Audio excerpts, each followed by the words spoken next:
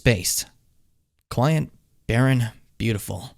This is the universe, and it's ready to be discovered. Ever since I was a kid, I was enthralled by the idea of exploring space and discovering ancient and lost secrets in an attempt to even slightly comprehend the infinite meaning behind the universe. Thanks to Outer Wilds, little me got what he wanted. This game really just throws you in space and says, go, learn.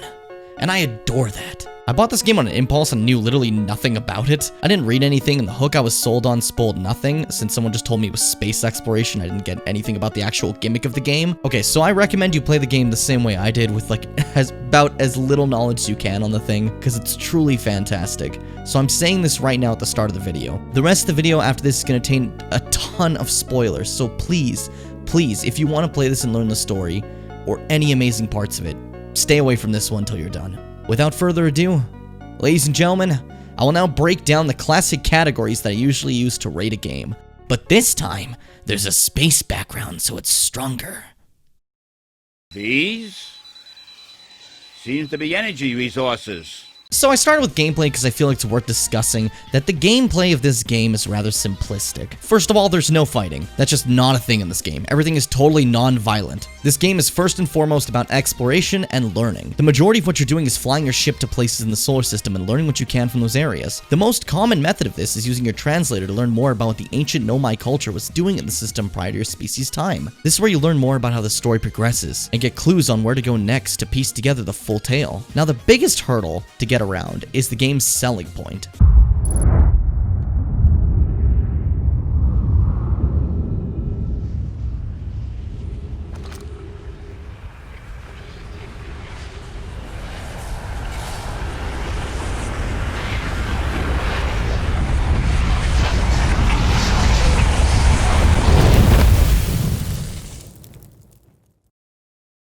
Surprise, surprise, the sun is exploding, but every 22 minutes. You're stuck in an endless time loop that resets when the sun goes supernova every 22 minutes, and you have to find out as much as you can and possibly find a way to stop it. To do this, you gather info from all the planets and stations across the system, but with each of them you'll be greeted with new puzzles. For example, in the Ash Twin planet, most of it's unexplorable, until it slowly begins to pour away into the Ember Twin planet. This means the later into the 22-minute cycle you are, the more you can see there. In Brittle Hollow, a major aspect is speed. Instead of waiting like you did when you're on the Ash Twin, the Hollow begins to slowly drop important lore locations into the black hole and shoot to the other side of the solar system, so getting there fast is pretty helpful. I know this isn't as professional to just yell this out, but man, this game is fun! This is just a tiny taste of all the little things to do in your quest to discover. Space can be kind of spooky, the whole concept of it is, but there's no need to worry because there's nothing hostile. Oh fucking god! Okay, so there's a little bit of hostile in the dark bramble, but we just go really slow there and everything works out. Oh, and you can roast marshmallows. 4 out of 5. But I've never seen this type on Earth. This game is cute. No, seriously, you start it up and look how adorable and unique your little alien race is. Look at that guy. Come on, look at him. Also, I stand by the claim that cartoonish will always age better and look better than pure realism, especially for smaller studios, so the art style really helps add to the experience of this game. Timber Hearth is a lovely planet covered with trees that resembles Earth a lot. Ember Twin is a dusty wasteland that has beautiful locations underneath. Ash Twin is a ball of ash that reveals Nomai towers that serve as transporters. Giant's Deep looks like a green ball, but it's not! It just storms in water, baby! Also, that core is creepy but cool as hell. Brittle Hollow is the classic rocky and snowy planet, but underneath is where it shines, as its underside is embedded with beautiful crystals and a hanging city, only to be dwarfed by the insanity of a black hole being the core of this fragile planet. Then there's the dark bramble, which is foreboding and mysterious. The entire time you spend there, the lack of visuals keep you uneasy until— oh my fucking god, what the hell is that? Who designed that creature? Did you walk up to my brain and take out my worst nightmare?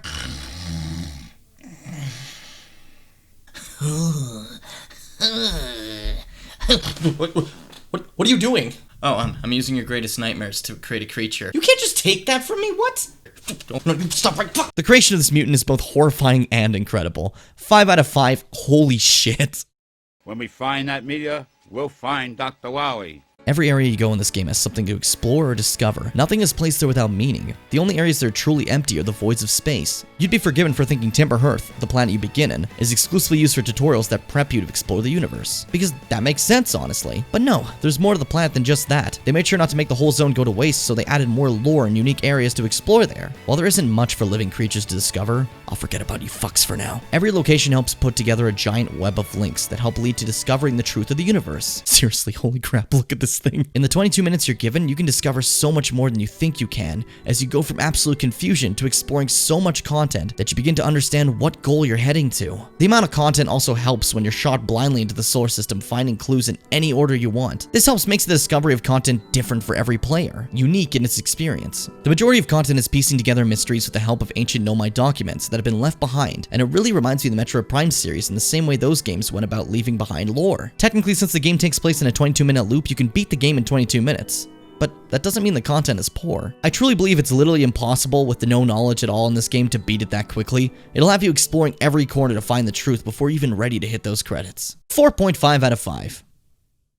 I want a Wendy's spicy chicken sandwich right now. You must recover all the energy immediately, Mega Man. The music in Outer Wilds is different from many space games I've played. While it does have themes that sound more like the traditional space music you'd hear, there are also beautiful guitar melodies and very uplifting pieces. Normally the void of space is supposed to be scary, but your mood is instantly lifted and your heart beats for exploration when that music kicks in to remind you of what this game's purpose is. That's not to say it can't be terrifying, as the music for the Dark Bramble reminds you of the unseen horrors lurking deep within the cosmos, ready to consume. Then the music shows it's capable of being quite somber. Exploration and thirst for knowledge is a wonderful thing, but themes like these remind us that we can never truly know everything, and that everything, even the universe, comes to an end. 5 out of 5. This soundtrack is immaculate.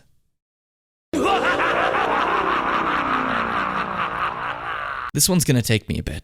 Instantly, you're brought up to speed that you're meant to be a space explorer. Your goal is to explore space. So you're off! Away you go, blasting the planets and discovering things you never thought possible. You learn about the ancient Nomai, a civilization that traveled through the solar system long before your species existed, and from there you begin to figure out little clues as to why they came here. Your itch for adventure pulling you forward, you continue to explore until...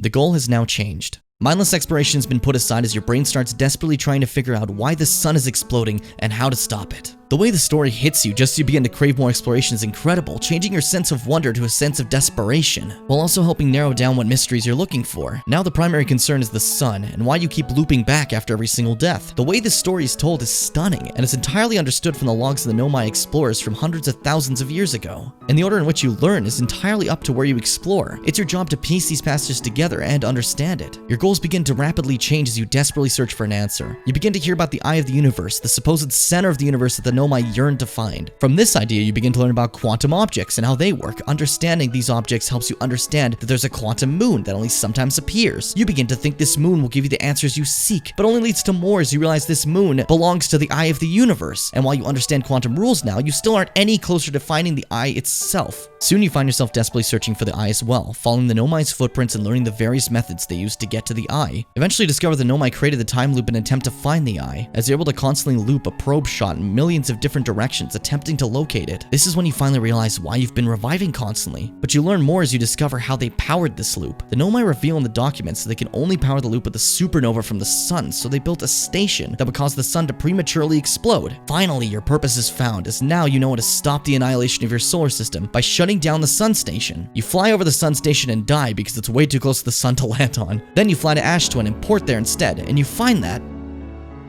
the sun station didn't work. It didn't cause the sun to explode. So what did the Nomai do to cause this? You end up discovering that after the failure of the sun station, they went to explore a comet that entered the solar system. This new goal of the comet being a hope of survival is dashed once again when you're met with only corpses of Nomai. You learn from haunting log entries what happened here when the Nomai reached the core of the comet in search of a way to power the time loop. The spherical stone casing here seems to be the source of the energy readings.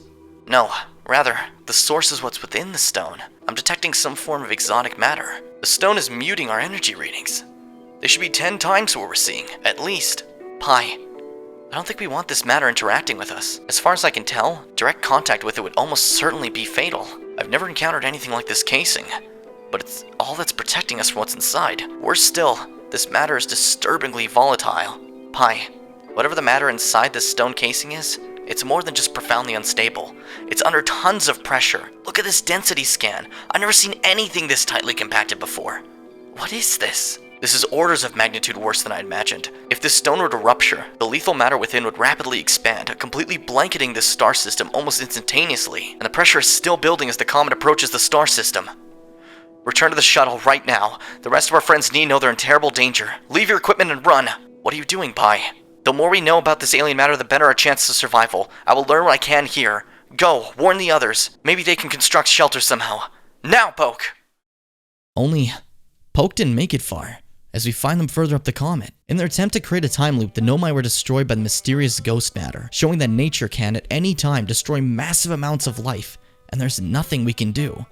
It's part of the cycle. This message becomes the core theme of the game as you begin to realize the Nomai had nothing to do with the sun exploding. Yes, they created the time loop that is powered by the sun, but their attempts to supernova the sun failed and they died. The sun is dying because it's time for the sun to die. It's at the end of its lifespan. Even given 22 minutes to loop constantly, there's nothing you can do to save the solar system. Its time has come. This message of everything ending is hammered home when you realize that your people were doomed no matter what. Even if you stopped the sun from exploding, a dark bramble seed landed on your planet, just as it did to the dark bramble home planet that infected and tore apart. A sign that anything can cause an end at any time. Just as the Nomai were wiped out so suddenly by a comet just arriving in the system and exploding.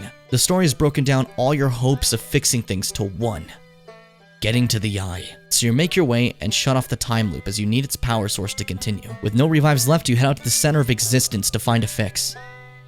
But there isn't one. One by one, every star goes out. Life is ending. The universe is ending. Everything ends and becomes void. You step into the eye itself.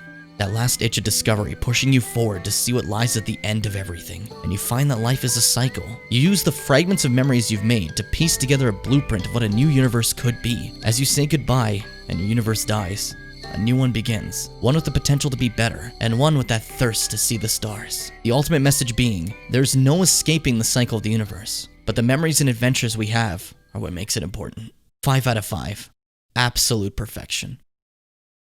Outer Wilds is the perfect example of a game that puts you down and says, "Go little baby, go play." It just fires you out and tells you to find the answer, and it's absolutely marvelous for it. If you have the itch for adventure, if you have love for storytelling that leads you to constantly believe you're on the right path only to reveal there is no right path, if you want a game that's music can make you cry after reaching the end, then buddy, you better go buy Outer Wilds. I promise you, no game you ever buy on impulse will top this.